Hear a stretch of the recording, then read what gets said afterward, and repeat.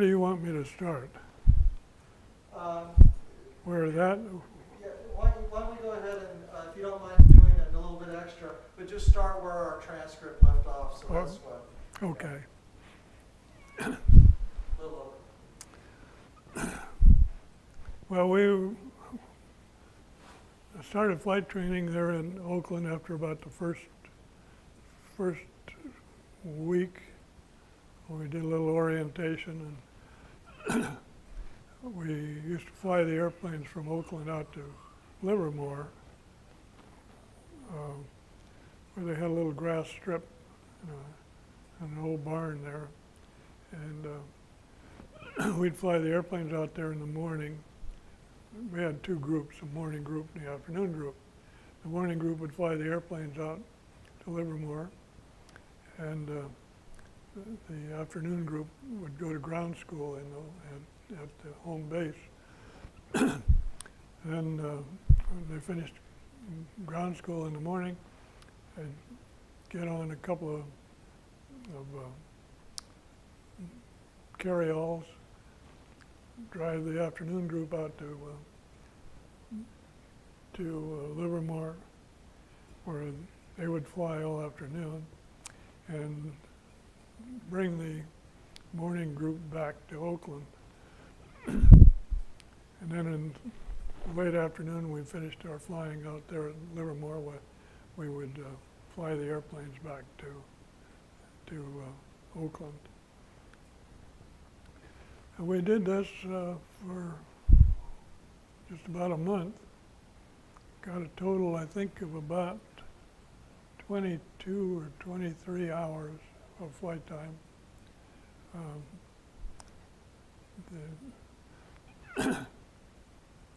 And they moved us down to Dallas, where we were in a pool with other students who had been at elimination bases all around the country.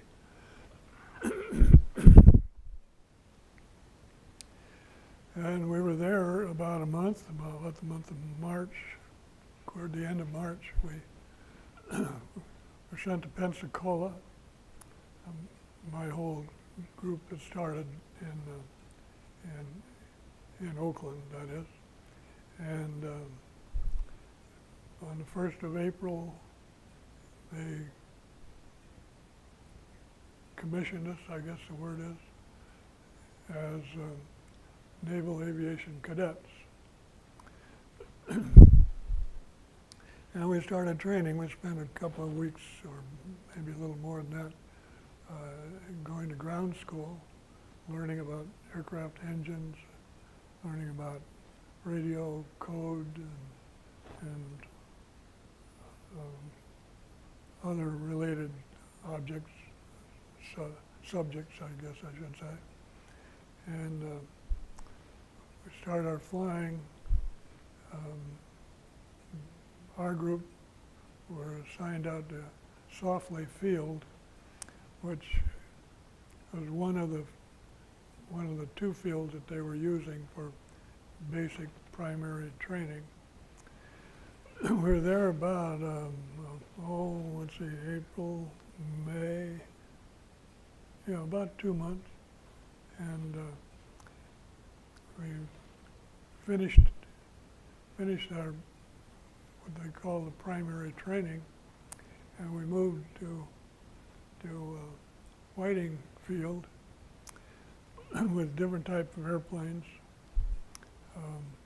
We were flying the old Yellow Perils, the bi-wing airplanes, out at Softly.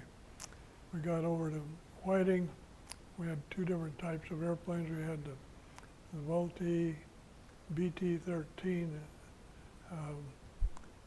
which was a definite step up from what we had been flying. And we also had the OS-2U, which was actually, the OS-2U was still in use aboard many ships. The ones we had were fitted with wheels, and we flew them off the runway. the ones that they used in the fleet were fitted with pontoons, and they flew these off of battleships and cruisers. And they'd come back and land on the water, and they'd fish them out with a hook and put them back and board the ship. They'd catapult them off. And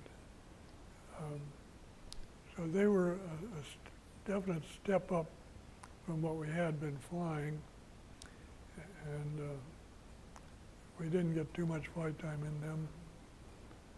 Maybe another 25 hours or so total time that we got at Whiting Field. I should have brought my logbook. I could tell you exactly how much I flew at each of these places. But then we went to instrument flight training, and we were about 2 weeks there. We flew another type airplane. We flew the SNJ partly. That was called a T6 by the Army Air Corps, and they had another one, the NJ, which was the same as the SNJ, except it did not have retractable landing gear. And we did all of our instrument training in those two aircraft. Didn't take long.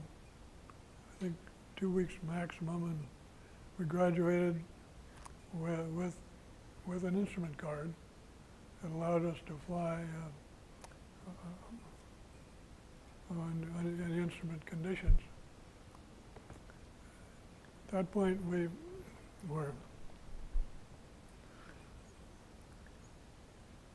left Pensacola and were sent to Miami. And of course, there was one thing just before that. They gave us a questionnaire, which asked us what type of flying we wanted to do.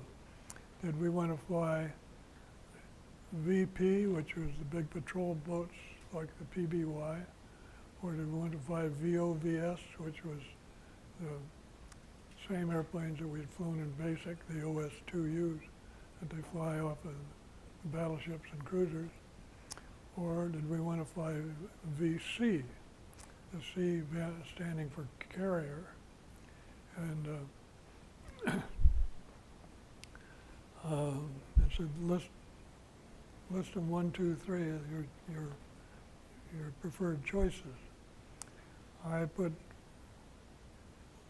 choice number 1, VC, choice number 2, U.S. Army Air Corps, and I didn't fill in the third choice at all. Fortunately, I got the VC and was sent to Miami. We traveled to Miami, went to a naval air station, Opelika, which was just outside of the city of Miami. We got there in June, and a little ground school, and we started training in the SNJ. As I said, that was the same as the T6 in the Air Corps.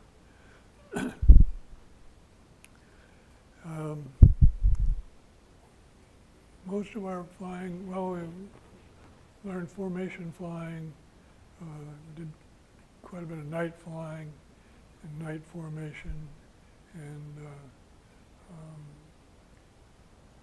but mostly we did air-to-air gunnery, which I really enjoyed.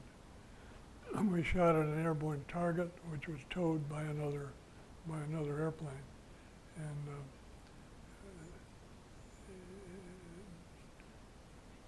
primarily trying to teach us that an airplane that's flying, say 90 degrees to your angle of attack is moving, and you don't aim at the airplane, you have to aim at some spot ahead of him, because so that your bullets and he arrive at the same place at the same time. A lot of the guys had a little trouble getting used to that.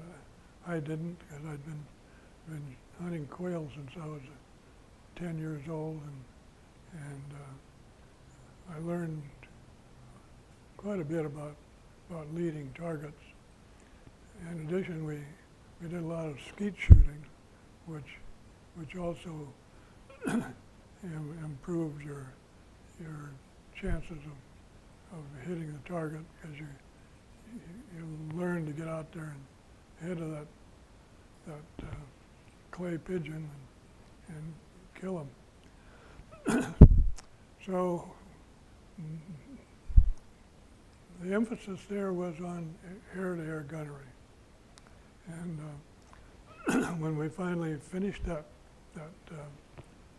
phase of training, they called us all in one at a time, and the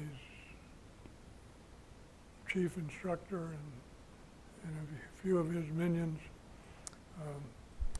questioned us. In my case, they asked me, okay, what do you want to fly? Fighters, dive bombers, or torpedo planes?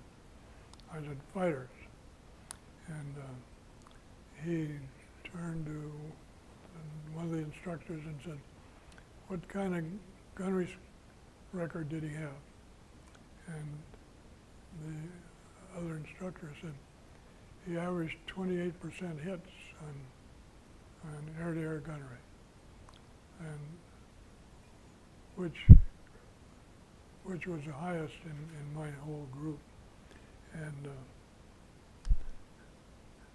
he facetiously says, well, I guess I'd qualify him for fighters. And he assigned me to fighters, and we moved into another phase of flying, which was really operational training in an operational type aircraft. In this case, it was the Brewster Buffalo. Brewster had been first line fighter in the Navy a few years before. I think it first came out about 1936, and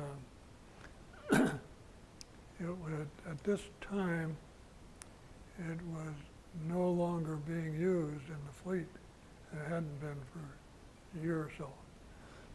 So they use it as a trainer, an operational trainer, to teach cadets a little more, just by advancing them incrementally through the flight training until they're up flying this big fighter, and of course orient with the way the fighters flew versus what the trainers did. We flew those for about a month again, and quite one or two flights a day. Well, that may be a little exaggeration. I think I got about 22 or 23 hours in the Brewster Buffalo, and graduated.